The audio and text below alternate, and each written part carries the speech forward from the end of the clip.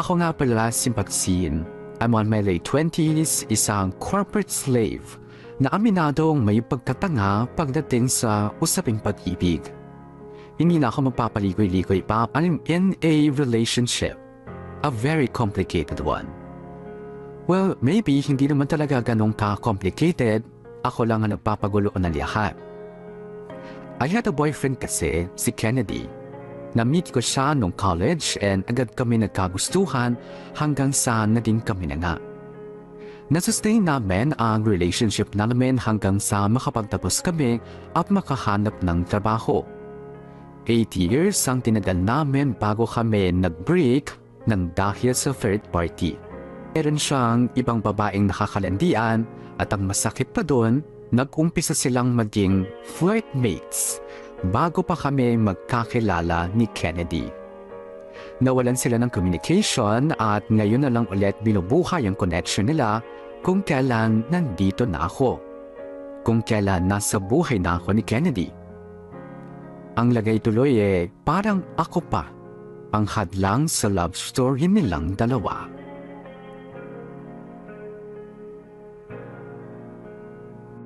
Ay, teka, check nga to. Ang ganda naman ang post na to. Wow, ang ganda ng video na to ah. Hoy, ano yung tinitingnan mo sa phone? Ah, wala. Nag-i-scroll lang ako ng kung ano-ano. Hwe, di nga. Baka mamaya may ine-stock ka ng ex dyan. Lo, imbento ka naman. Si Joanna siguro to. Teka, buksan ko yung pinto. Hello! Oh, anyari sa'yo? Ba't ngayon ka lang? Ay nako, as usual. Ano pa nga ba? Eh di sobrang traffic na naman. Ay busy sa cellphone ng lola mo. Diyos ko, kanina ko pa nga sinasabihan yan eh. Ay bakit? May hinihintay na chat? Tanong mo dyan. Hoy babae, wag mo sabihing umaasa ka pa rin sa manlulokong yun ah. Hindi no. Pag nagsa-cellphone, siya agad yung hinihintay. Ay siguraduhin mo lang. Baka mamaya konting suyo lang sa'yo bumigay ka na naman agad. Pero ang tanong, kinukulit ka pa ba nung Kennedy na yon? Nagte-text pa rin. What? Hindi mo pa rin binablock yung number niya? Blinak ko na siya sa FB pero hindi sa phone. At saka, alam nyo, useless din naman kung ibablock ko siya kasi alam naman niya yung address namin at nakakapunta naman siya sa bahay anytime niyang gustuhin. So, kinakausap mo pa siya? Pag pumupunta siya sa bahay. My God, Maximina. Gaano kadalas naman siya pumupunta sa inyo? Mga once a week lang naman. We, mamatay? Minsan, twice a week. At ini-entertain mo naman. Anong gagawin ko? Tao naman siyang pumunta sa bahay para makiusap. Diyos mio naman, Maxine. Nakalimutan mo na ba yung ginawa niyang panluloko sa'yo? Nakipaglandian siya sa iba kahit kayo pa. Ano? Amnesia lang ang peg? At take note ha, matagal na niya palang nakalandian yung Trisha na yon bago pa naging kayo. Ang lagay tuloy parang ikaw pa yung hadlang sa love story nilang dalawa. Oo na, alam ko naman yan. Hindi ko naman nakakalimutan, no? Bakit kinakausap mo pa rin? May balak kang balikan, no? Sus, wala no. Alam niyo ang dami niyong sinasabi. Akala ko ba magmo-movie marathon tayo? Isa lang yun na yung movie nang maumpisahan na yan.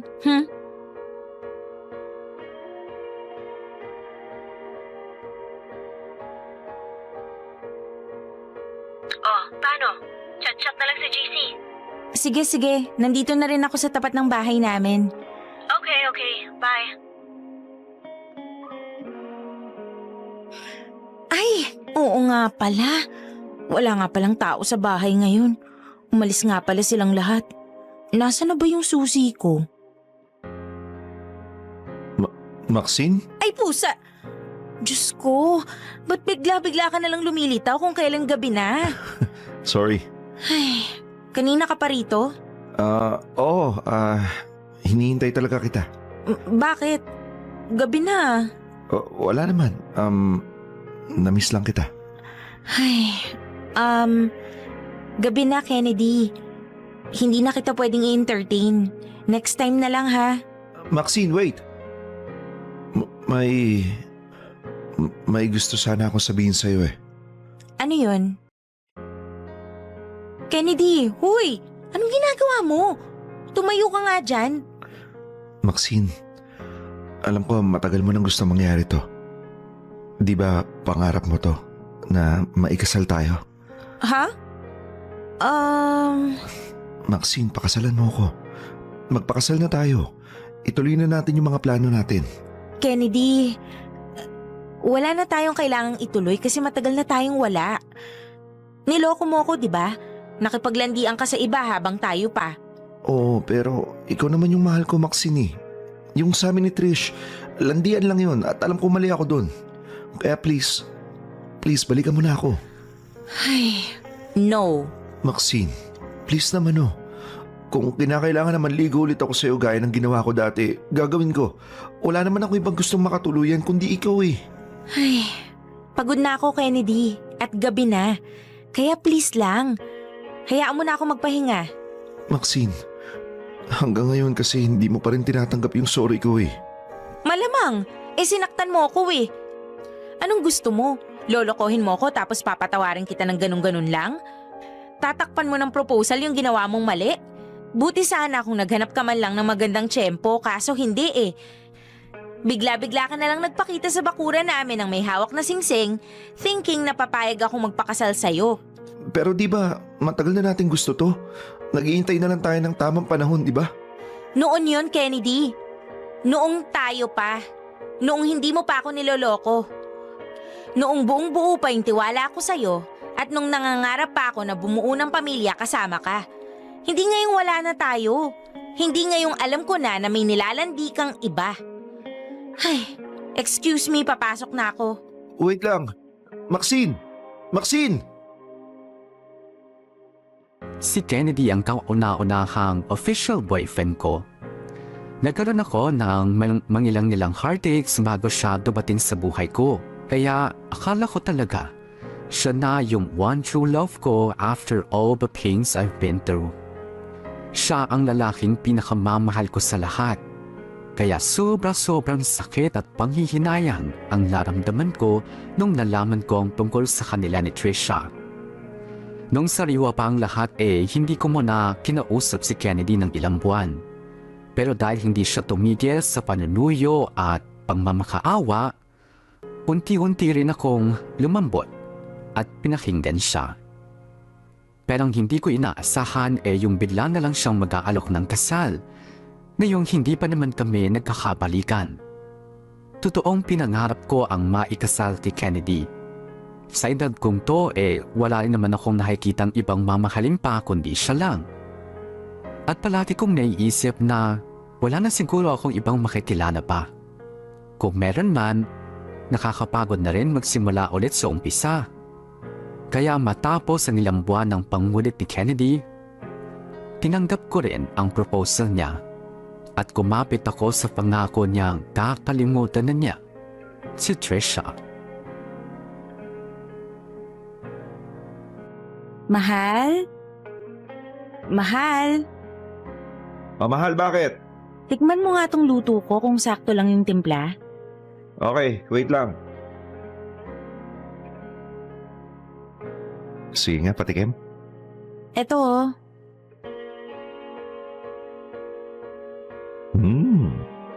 Okay na okay, mahal. Sure? O sige, mamaya-maya magsasandok na rin ako para makakain na tayo. Okay. Nga pala, ano masasabi mo dito sa forma ko na to, mahal? Maganda. Bakit? Para saan? Bukas. Di ba nga may date tayo? Oo nga pala. Teka, mukhang may bago kang sapatos ah. Oo, mahal. Nagkabigay na ng performance bonus kaya may pambili na. Kaya pala. Maganda. Talaga? Okay na sa'yo itong forma ko? Oo, kahit ano namang isuot mo, okay na okay sa akin eh. Yan ang gustong gusto ko sa'yo Dead na dead ka pa rin sa akin hanggang ngayon Asa, magbihis ka na lang ng pambahay at makakain na tayo. Okay.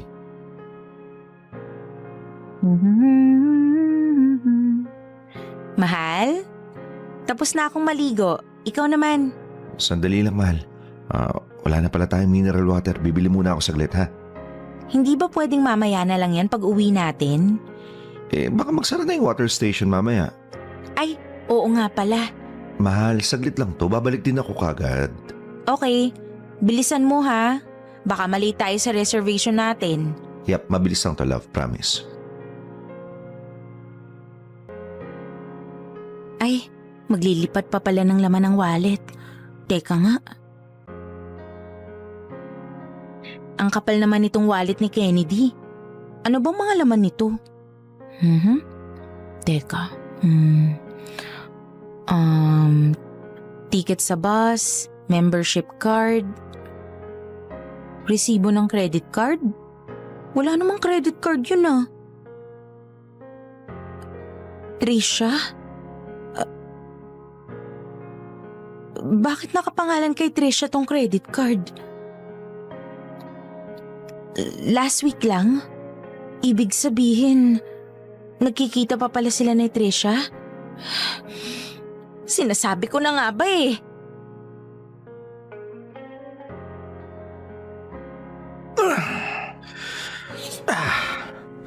Ang bigat. O mahal, bakit nakaupo ka lang dyan sa sofa? Hindi ka pa ba mag-aayos? Saan mo nga ulit binili yung sapatos mo? Sa mall. Bakit? Saan ka kumuha ng pambili mo? Sa bonus. Di ba sabi ko na ipamigay na yung bonus namin? Sigurado ka? Oo, sigurado ako. Teka, bakit ba ganyan mga tanungan mo? Eh ano tong resibo ng credit card na to? Hayan oh, nakalagay yung pangalan ng store ng mga sapatos. At bakit nakapangalan kay Trisha yung credit card na yan, ha? Bakit? Huwag mo sabihin nagkikita pa rin kayo. Huwag mong sabihin may namamagitan pa rin sa inyo. Ano, Kennedy? Sumagot ka! Oo. Nagkikita pa rin kami pero wala namang namamagitan sa amin. Friends na lang kami. Friends? Binigyan ka ng sapatos na branded tapos friends? Sinong niloko mo? Oo nga, magkaibigan lang talaga kami. Bakit? Hindi ba pwedeng magbigayan ng gamit yung magkaibigan? Huwag mo na masyadong isipin yun. Masisira lang yung date natin eh. Sige na, mag-ayos ka na at maliligo naman ako. Hindi. Hindi na matutuloy yung lakad natin. Ha? Bakit? Dahil lang sa resibo ng sapatos? Hindi lang yun yung pinag-uusapan dito, Kennedy. Hindi ba nangako ka sa akin na hindi ka na makikipagkita kay Trisha? Mahal naman eh. Sayang din naman kasi yung sapatos na ibibigay niya kung hindi ako papayag na makipagkita, di ba? Pwes, sa kanya ka na lang ulit makipagkita. Total naman, mukhang hindi mo na kayang tuparin yung pangako mo sa akin. Maxine naman eh. Kennedy, pumayag na akong magpauto sa'yo ng ilang beses. Patunayan mo naman na worth it yung pagpapakatanga ko sa'yo. Hindi yung ganito paulit-ulit mo na lang akong niloloko. Maxine. Alam mo, yung unang panloloko mo pa lang sa akin, ang sakit-sakit na eh. Halos hindi ko nakayanin. Gabi-gabi akong umiiyak. Naaawa sa sarili ko. Halos ikamatay ko yun, Kennedy. Tapos uulitin mo lang. Hindi ka pa nakontento sa isang beses na pananakit mo sa akin? Ilang beses mo ba ako balak saktan? Ilang beses mo ba akong kayang saktan? Kasi sa akin, sapat na yung isa. Pero dahil inulit mo pa, pasensyahan na lang. Pero huli mo na yan.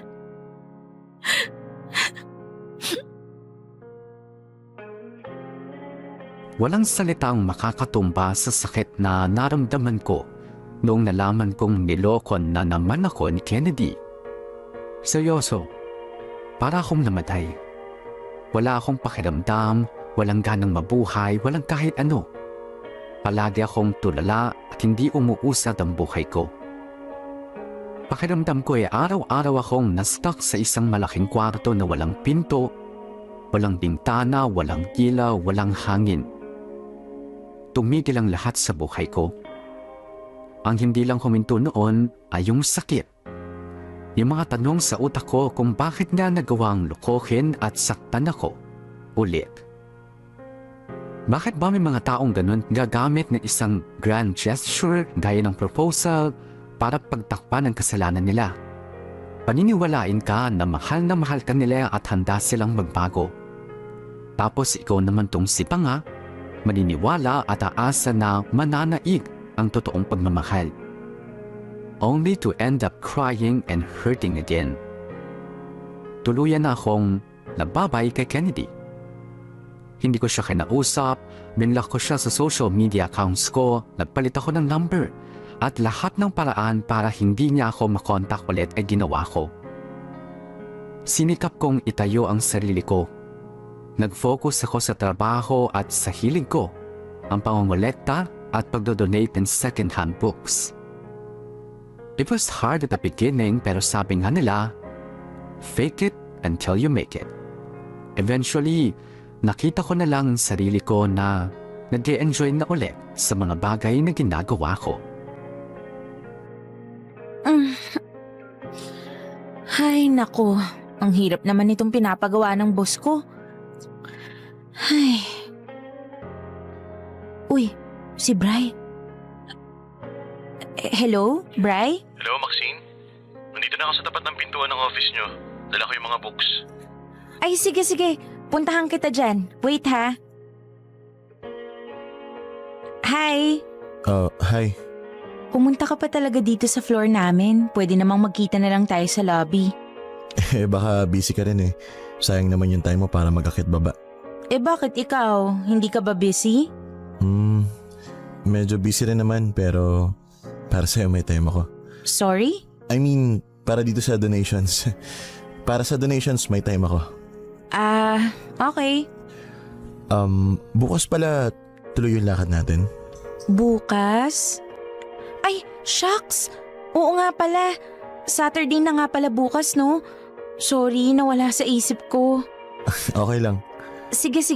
I-chat ko na lang ulit yung coordinator ng event tapos babalitaan kita. Okay, so sabay na lang tayong pumunta doon? Yup. Alright. Update na lang. Bye Maxine, see you. See you! Ay, grabe.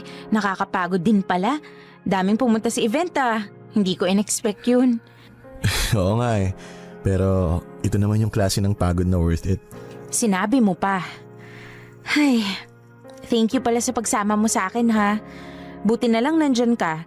At least hindi ako nagmukhang tanga na mag-isa lang dito sa donation drive na to. Wala yun. Pumupunta naman talaga ako sa mga gantong event eh. By the way, Maxine, may gagawin ka mamaya after ng event? Magkikita kami ng friends ko. Why? Ganun ba? Hindi, kasi, ayain sana kitang magmerienda. Pero okay lang kung may nakaset ka na pala na lakad. Naku, sayang. Gustong-gusto ko pa namang magpalibre ngayon. Next time na lang siguro. May lakad ka pala eh. Baka magtampo yung friends mo. I think next time na lang talaga. Pero thank you sa pag-aya sa akin ha. Sa susunod magsabi ka na lang ng mas maaga para ma-free up ko yung araw ko. Sure. Magsasabi na ako ahead of time. Ilulook forward ko yan. Asa na siya? Akala ko ba sinamahan ka niya sa event? Syempre umuwi na yung tao. Sinabi ko kasi magkikita tayo kaya hindi ko na napagbigyan yung invitation niya. Gaga, sana sinabi mo sa amin. Payag naman kami na makapag-date ka muna. We, Oo nga, hindi kami magtatampo. Promise. himala. Hindi yata kayo kontra sa lalaki ngayon. Ini-stock na kasi namin yung si kuya mong Bri. Ha? And he seems to be a good guy. Truth. Grabe kayo. Na-mention ko lang ng isang beses sa inyo na stalk nyo na kaagad. Well, syempre, lahat ng lalaking papasok sa buhay mo, dapat dadaan sa amin. Ayaw na namin mabudol ka ulit sa taong mamahalin mo, no? Nakikipagkaibigan lang naman yung tao. Ang advance nyo namang mag-isip. Nakaw, maniwala ka sa amin. Gustong gusto ka nung Bri na yun. Diyan nag-uumpisa ang lahat sa friendship. Oo nga. Huwag ka nga ang magkunwari na hindi mo gets yung pagpaparamdam ni kuya mong boy. Alam din naman namin na type mo rin yung tao. Lo, Huwag mo na pakawalan yan, te. Palagay ko bagay naman kayo kasi pareho kayong mahilig sa books. Tapos, nagjo-join pa kayo sa mga donation drive. O see, meron na kayo agad mutual interest. Mutual feelings na lang ang kulang. che, paano kung mali pala tayo? Paano kung assuming lang talaga tayo at gusto lang makipagkaibigan ng isa? Ayang nega mo naman agad. Hindi naman sa nega. Syempre, nagpapakatotoo lang. Kasi mukhang botong-boto na kayo dun sa tao. Hindi pa nga tayo sure kung anong intensyon niya. Hay nako, basta ako, nararamdaman ko. Bri is the one. The only one and the best one for you. Let's see. Malalaman natin yan kapag mas nakilala ko na si Bri. At sana hindi kayo nagkamali ng akala sa kanya. Habang abala ko sa sarili ko at sa trabaho ko, nakilala ko nga si Bri. Actually, hindi ko alam na madalas na pala kaming magkasalubong dati pa. Nasa isang building lang kasi ang company na pinagtatrabahuhan namin. Nagkaroon na kami ng pagkakataon na mag-usap nung pareho kaming umattend ng donation drive na inorganize ng corporation na may-ari ng building kung saan kami nag-work. At doon na nga nagsimula ang friendship naming dalawa.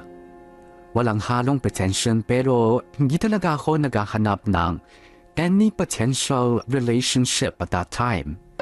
Para sa akin, sariwa pa yung mga sugat na naiwan ni Kennedy and magiging unfair sa next na taong papasok sa buhay ko kung magmamadali ako. But Bryce such a gentleman. Hindi siya nagmadali na i-level up yung friendship namin. Kinalala niya muna ako ng mabuti bago mag-express ng special interest. And every time na maaalala ko kung paano niya in-approach ang getting to know stage namin, lagi ako napapaisip na ganun dapat ang lahat ng dating stage. Slow, pero sure. Hindi nagmamadali, pero may sincere intention na kilalanin ka at alamin ang lahat ng tungkol sa'yo bago magtangkang pumasok sa isang committed relationship. Nagtuloy-tuloy ang pagiging close namin ni Bryce sa isa't isa. It's almost like we're dating but we're not. Walang ganun. We're seeing each other, nagkakatsa at nagtatawagan paminsan-minsan. But I made it clear to him na I'm not looking for a relationship. And he seemed okay naman with that setup. Kikilalanin lang muna namin ang isa't isa. Enjoy each other's company with no commitment muna. And later on, kapag fully healed na ako at kung magustuhan man namin ang isa't isa, then saka na lang namin pag-uusapan. Wala pa rin naman kaming communication ni Kennedy. And it's better that way. Ang bukod tanging nakakapagpaalala na lang sa akin ng past namin ay yung mga natitirang memories sa FB na hindi ko napura. Other than that, I'm doing a good job when it comes to moving on. Halos hindi ko na siya naaalala dahil most of the time, occupied na ako sa work at sa bago kong kaibigan na si Bri.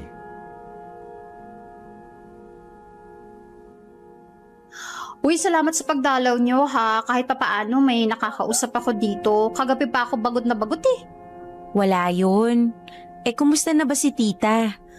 Ayan, kailangan lang ng konting pahinga. Pasensya na ha. Hindi ko na siya gigisingin kasi kakainom lang yan ng gamot. Okay lang yun. Ano ka ba?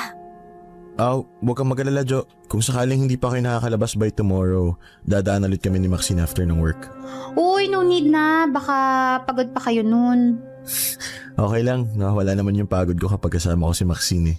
Ay, wow! Bumabanat si kuya mo. Si Maxine! Tinatago ang kilig! Alam nyo kayo, puro talaga kayo panunokso, no? Nakakalimutan nyo na yata na nasa ospital tayo. Nandito tayo para bisitahin yung mama ni Joe. Hindi naman porket nasa ospital, bawal na magkatuwaan, no? Oo nga. Masyadong pa-serious tong si Maxine. Kunwari pang hindi kinikilig sa sinabi ni Bri.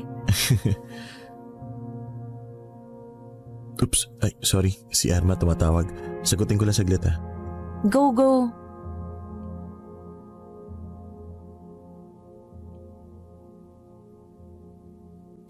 Swerte naman ang isang friend namin dyan. Sinasamahan pa ng boylet niya hanggang dito.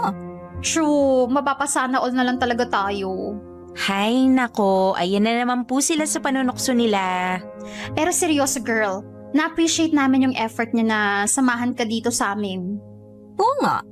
Meaning, interesado din siyang makilala kami bilang friend mo. So I think, it's safe to say na seryoso talaga sa'yo si Bri.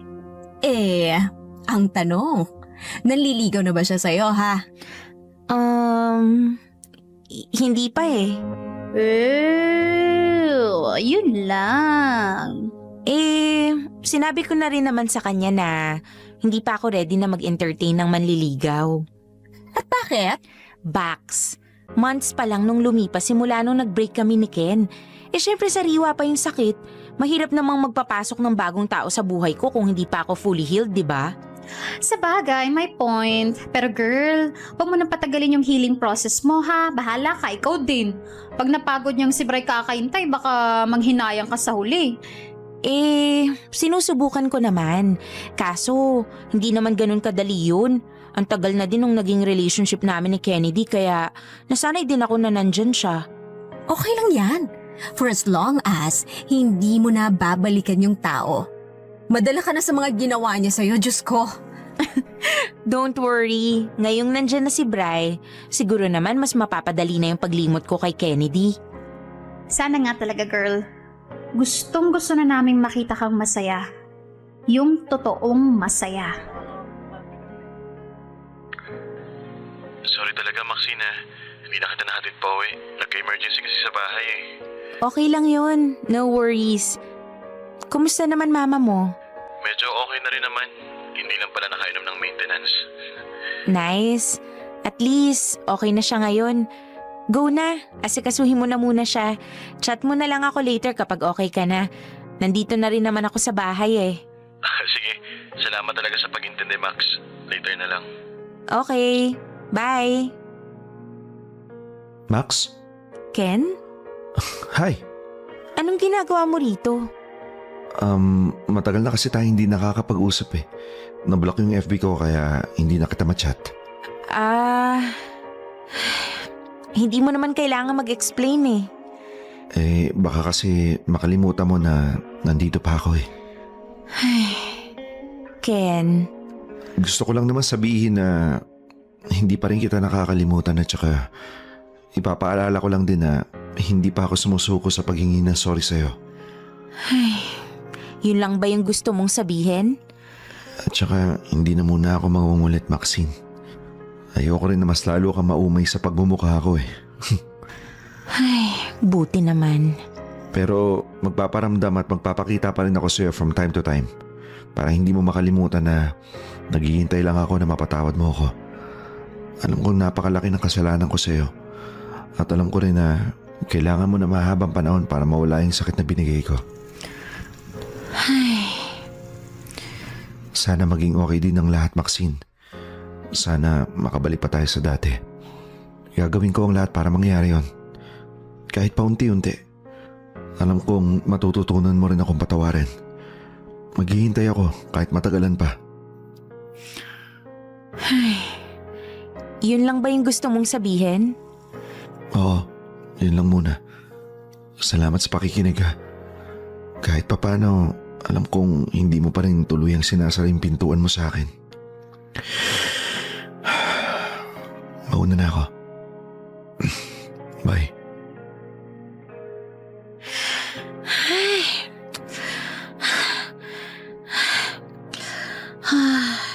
Ako. okay na ang huli. Kennedy was already a thing in the past. Halos nang sa 100% na ako ng paglimot sa kanya. But all of a sudden, magpaparamdam siya na parang wala siyang malaking atraso na nagawa. And it's hard na labanan yung pagbalik ng alaala. Yung sakit. And even the love that I used to feel for him. It's easier said than done. Palagi tayong nakaka-receive ng judgment na ang tanga-tanga mo naman, ang rupok-rupok mo, and minsan nagiging subject pa ng mga memes o katatawanan. At yung mga judgment na yon only add up to the suffering. Yung feeling na nasasaktan ka na nga, nakikipaglaban ka na nga sa sakit tapos nadjudge ka pa. I made every effort to forget about Kennedy at desidido akong kalimutan siya. Kung kinakailangang ibuhos ko lahat ng oras ko sa work at kay Bri, gagawin ko. Itinuloy ko kung ano mang meron kami ni Bri with the hopes na matulungan niya akong makalimot completely. Yun na lang ang bukod tanging nasa isip ko noon, ang makalimot at mag-umpisa ng panibago kung kinakailangan. Hello, Bri? Nandito na ako sa food court. San ka banda? Nandito kami sa may Shumayan. Kayo? Sinong kasama mo? Nako, ipapakilala ko siya sa'yo mamaya. Wait ka namin Okay, sige. Hi. Ayun, dumating ka rin. Sorry natagalan, ang haba ng pila kanina sa counter eh. Okay lang. By the way, si Daph nga pala, friend ko. Daph, si Max, yung kinakwento ko sa'yo. Hi Max, nice meeting you. Nice meeting you din. Upo ka na, Max. Thank you. May gusto ka bang food? Hindi wala. Busog pa ako. You sure? Ikaw, Daph. Yung dati na lang, yung favorite natin, yung palagi nating ino-order. Yun na naman? Wala na bang iba? Hay nako, para namang may gusto ka pang iba. Sa bagay. Sige, yun na lang. Wait lang, Max ha. Iwan muna kita kay Daph. Sure. So, gano'n na nga kayo katagal magkakilala ni Bri? Almost 6 months na din. I see. Saglit pa lang naman pala. Kami kasi matagal nang magkakilala. Magkapit-bahay kasi kami simula pagkabata. Akala nga ng mga parents namin magkakagustuhan kami eh. Well, actually, I find it cute naman. Kaso ewan ko ba dyan kung bakit hindi pa nagtangkang manligaw sa akin? Ay, sorry. Ano nga pala meron kayo ni Bri? Friend lang naman kayo, right? Nothing special or anything? Ano bang kwento niya sa'yo? Ang sabi niya office mate daw kayo na naging friends. Yun lang? Yes. Okay. Ay, oh my God, nasa bag ko pa pala tong wallet ni Bri. Naku, hindi makakapagbayad yun sa counter. Nasa iyo yung wallet niya? Oo, ganun kasi kami. Sanay kaming magpahawak ng gamit sa isa't isa. Anyway, isusunod ko lang to sa kanya ha. Wait lang. Okay, go. Ano naman ngayon kung may friend siyang babae? Friend nga, di ba? Ibig sabihin, nothing special. Kaso, magkakilala na raw sila simula pagkabata pa. Tsaka, ang dami nilang bagay na napagkakasunduan. Yung mga favorite nilang food. Tapos, nagsishare pa sila ng mga gamit. Alam mo yun? Well, kahit ano namang gawin nila, if it's purely platonic, hanggang doon na lang yun. Kung nasa iyo naman yung special attention ni Bri, edi ikaw pa rin yung winner.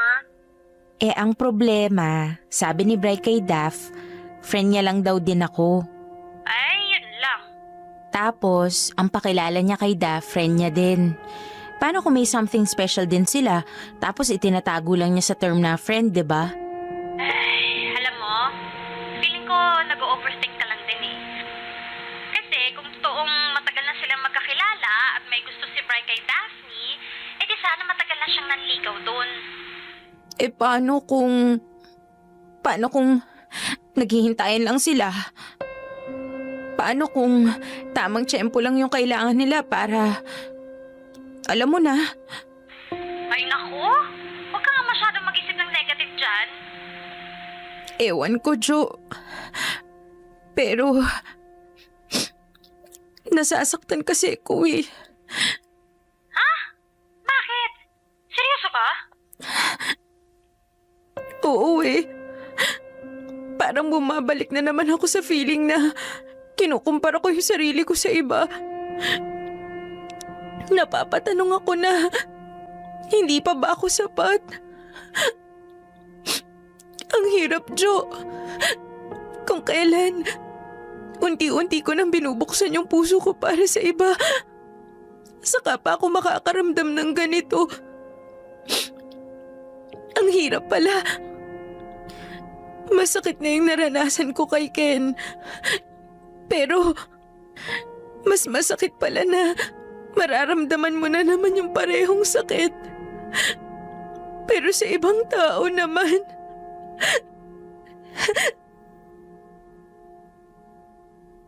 Sa part na to, sigurong maraming maiinis sa akin. I may be jumping to conclusion or baka okay ako mag-react sa nakita ko. Pero nasaktan ako nung nakita ko yung genuine connection nila ni Daph at Bri. Para bang they're made for each other. Suddenly, bumalik yung feeling na kinukumpara ko na naman yung sarili ko sa iba. Yung tipong parang ako pa yung hadlang sa love story ng ibang tao. And it hurts big time.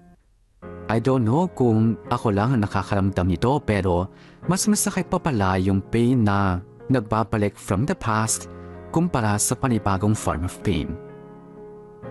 And what I witnessed, I can't help na yun ang maramdaman ko.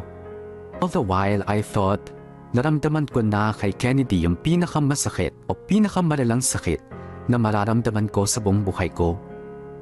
Pero mas mahirap pala yung makaramdam ka na naman ng parehong sakit pero sa ibang tao naman. Feeling ko pinaglalaroan ako ng mundo and I hate that feeling. So guess what I did? Nag-explore ako ng ibang options.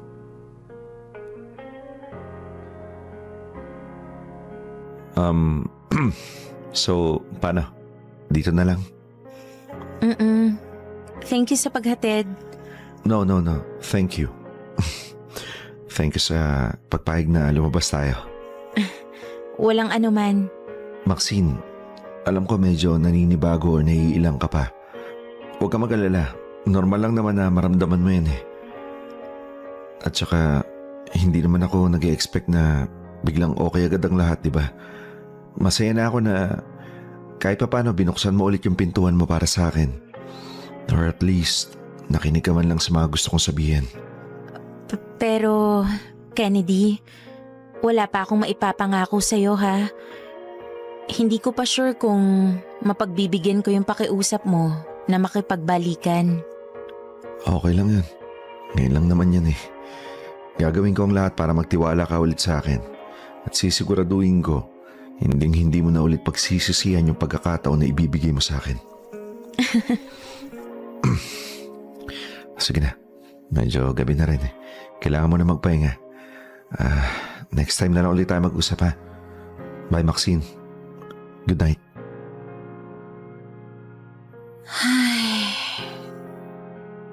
Max, ba't mag-isa ka lang kumakain? Wala naman. Sinasanay ko lang yung sarili ko. Sinasanay? Bakit? Wala. Huwag mo na lang pansinin yung sinabi ko. Okay. Max, kumusta ka? Okay naman. No, I mean, kumusta ka? Yung totoong kumusta? Ang tagal kasi nating hindi nakapag-usap eh. Okay nga ako. Bakit? Parang pakiramdam ko hindi tayo okay. Ang tanong mo lang naman is kung kumusta ako, di ba? Okay ako. Pero yung tayo, I don't know. Bakit, may problema ba? Wala. Ang dami ko ng chat sa'yo na hindi mo pa nasisin hanggang ngayon. Gusto kong isipin na baka busy ka kaya ganun. Kaso, Pati sa personal, ang tamlay mo kausap eh. Bri, pwede bang pwede bang stop muna natin kung anong meron tayong dalawa? Ha? I mean, yeah, wala namang tayo. Pero lumalabas-labas naman tayo. We're seeing each other as more than friends. Pwede bang hanggang dun na lang muna? Stop na muna natin dun. Bakit naman? Maraming dahilan, Bri. Ayoko na sanang pag-usapan. Pero di ba deserve ko namang malaman kung bakit? Okay. Magiging honest ako sa'yo, Bri. Sa totoo lang, nasaktan ako nung ipinakilala mo sa akin si Daph. Si Daph? Bakit? Anong meron? I don't know. Ewan ko. Pero nararamdaman ko na may something special sa inyong dalawa. Something special? Or at least sa kanya. I think may gusto siya sa'yo. Okay, so? And to think na mas marami kayong pinagsamahan at mas marami kayong time na magkasama, mas madalas niyong nakikita ang isa't isa. Ewan ko, parang may part sa akin na nasasaktan. So, wait. Nagsiselos ka? Yun ba yung ibig mo sabihin? Nasasaktan, Bri. Magkaiba yung nasasaktan at nagsiselos. Kasi in the first place, wala naman akong karapatan na magselos. So, bakit ka masasaktan? Ewan ko. Siguro kasi napapatanong na lang ako bigla na ano namang panama ko kay Daph, mas matagal na kayo magkakilala. Minsan, napapaisip na nga lang ako na mas bagay kayo kasi mas kilala nyo ng isa't isa. Pero ikaw yung gusto ko. Hindi sapat na gusto mo lang ako, Bri. Mas compatible kayo ni Daph. At ayokong pumasok sa kompetisyon na alam kong talo na ako sa umpisa pa lang. Ayokong maramdaman ulit yung feeling na ikumpara yung sarili ko sa iba. Kasi galing na ako dyan eh. At sobrang sakit. Nakakababa ng tingin sa sarili. Max, kaya ko namang iwan si Daph eh. Kaya ko siyang iwasan kung gusto mo. Kahit iwasan mo siya, Bri, hindi pa rin maaalis sa akin na isipin kung paano kung naging kayo? Paano kung hindi ako pumasok sa eksena? Baka mas masaya kayo. Nagigets mo ba ako? Pasensya ka na, Bri, ha? Pero yun na yung desisyon ko. Gusto ko nang tapusin yung sa ating dalawa. Kesa naman magbaka sakali ako at sumugal. Pero habang buhay naman ako mapapraning at nasasaktan. Sorry, Bri, ha? Sorry talaga. Pero sa lahat ng pinagdaanan ko, hindi ko nakakayanin na masaktan ulit ng isang tao.